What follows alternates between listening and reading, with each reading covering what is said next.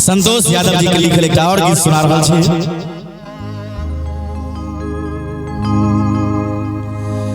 हे जगदम्बा जगयबलम्बा मनीष भैया ए हो सकल नंदन हो ए अमरनाथ गौर करे वाला बात है।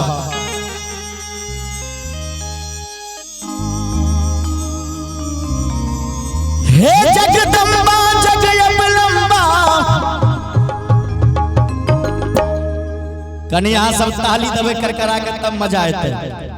हे जगदम्बा जगयबलम्बा विनती करे छिकल जो श्याम मैया है श्याम मैया है शरणम यैलो मातो श्याम मैया है शरणम यैलो मातो।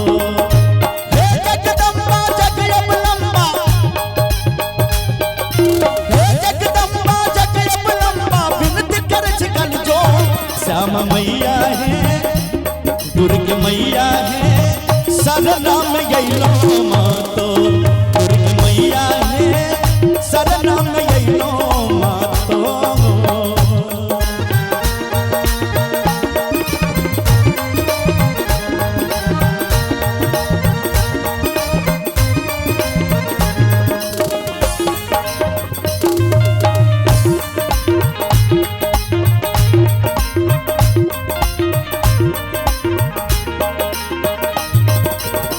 दरभंगा के बीच बसई छी हे महारानिया सबके सुनई छी।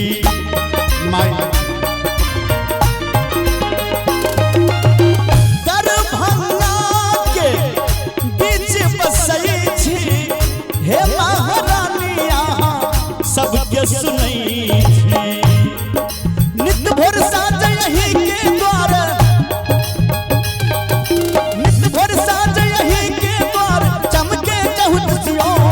श्याम मैया है दुर्ग मैया है शरणम यैलो मातो दुर्ग मैया है शरणम यैलो मातो।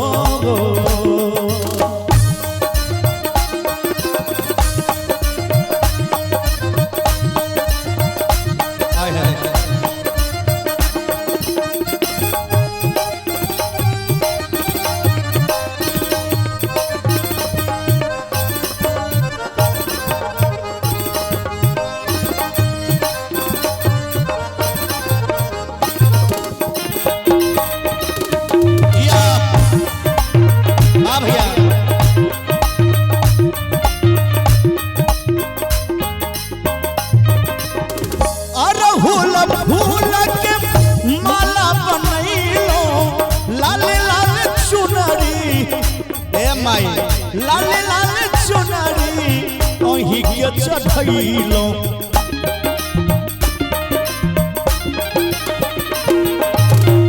अरहुल फूल के माला बनैलो लाल लाल चुनरी ओही के चढ़ैलो। एतबे नहीं अक्षत चंदन में बा मिश्री अक्षत चंदन में बा मिश्री चढ़बे भक्त सब तो श्याम मैया है दुर्ग मैया है शरणम यैलो मातो दुर्ग मैया है शरणम यैलो मातो।